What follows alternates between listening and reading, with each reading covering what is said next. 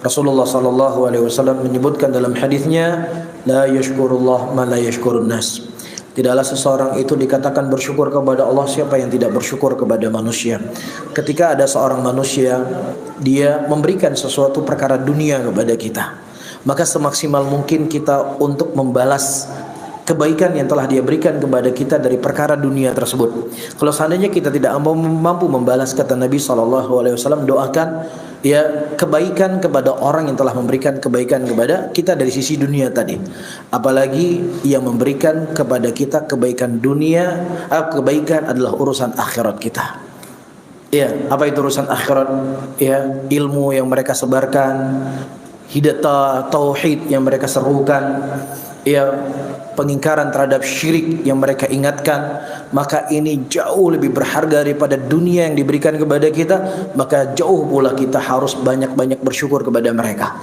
Dan walaupun mungkin sebagian kita yang tinggal di kota ini, kita tidak langsung belajar dengan Ustadz Yazid rahimahullah, ya, tetapi ya sebab Allah Subhanahu wa taala memberikan hidayah kepada kita mengenal tauhid, mengenal akidah yang sahihah, mengenal sunnah, ya, membenci kebidahan, itu dari ya murid-murid beliau yang dulu mungkin beliau berdakwah hanya segelintir manusia, tidak ada manusia yang mengikuti beliau, ya, sampai-sampai saya mendengar cerita beliau mengisi kajian naik bus, ya, makan sendiri, nggak dijamu, nggak dilayani, sendiri beliau berdakwah dengan manusia yang segelintir manusia, dengan kesulitan-kesulitan, kesusahan-kesusahan yang hari ini kita bisa menikmati, ya, tersebarnya sunnah di seluruh Indonesia.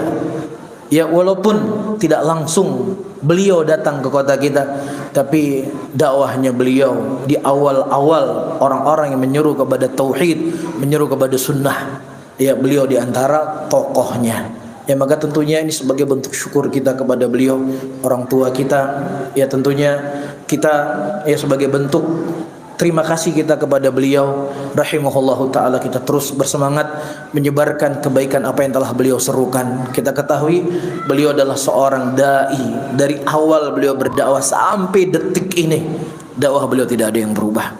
Apa yang beliau berdakwahkan? Beliau berdakwah tauhid, mengingkari kesyirikan, mengajak manusia mengamalkan sunnah, menjauhi kebidahan. Ini kan dakwahnya beliau dari tahun 90 sampai 2024. Dakwah beliau tidak berubah. Ya, kita sebagai murid, sebagai anak-anaknya beliau, kita berusaha untuk ya menjalani ini warisan yang paling berharga. Kita bisa melihat komitmen beliau rahimahullah di dalam mengingkari kebidahan, walaupun cacian makian, ya, orang kepada beliau tidak memundurkan semangat beliau menyeru manusia kepada tauhid, kepada Allah, mengingkari kesyirikan, mengingkari khurafat dan lain sebagainya. Ya, ini sesuatu yang harus kita syukuri. Ya, kita harus selalu berdoa, ya, kita minta ampun kepada Allah untuk beliau, dijadikan kuburnya di antara taman-taman surga, dan Allah Subhanahu wa taala mengangkat beliau kedudukan yang paling tertinggi. Dan ini adalah adab kita sebagai seorang thalib, adab sebagai seorang penuntut ilmu, untuk selalu mendoakan kebaikan kepada guru-guru mereka.